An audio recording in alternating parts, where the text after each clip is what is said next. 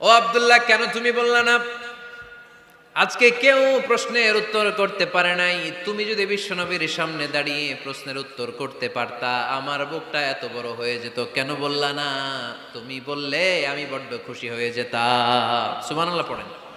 তার মানে মাঝে মাঝে জুনিয়ররা সিনিয়রদেরকেও হার মানায় দেয়, এরকম আছে না নাই? এজন্য পরামর্শ করবেন, অবশ্যই পরামর্শ করবেন। সাইয়েদনা ওমরে ফারুক যখন খলিফা, তিনি মুরব্বীদের মিটিংয়ে একটা ছোট্ট বাচ্চাকে রাখতো। অল্প বয়স্ক এক সাহাবী, ওই সাহাবীর নাম আব্দুল্লাহ ইবনে আব্বাস রাদিয়াল্লাহু তাআলা আনহু। মুরব্বীরা মনে কষ্ট পেলেন, কিরে এই ছেলের সমান নাতি আছে আমার ঘরে, আমার নাতি আছে এই ছেলের সমান, এই ছেলেকে কেন রাখে? ওমরে ফারুক বললেন, একদিন দেখাই দিব আপনাদেরকে কেন রাখি। ওমরে ফারুক একদিন সবাইকে বললেন, ইদা জাআ নাসরুল্লাহি ওয়াল ফাতহ ওয়া রাআইতান নাস ইয়াদখুলুনা ফি দীনিল্লাহি আফওয়াজা। এটা কোন প্রেক্ষাপটে নাজিল হয়েছে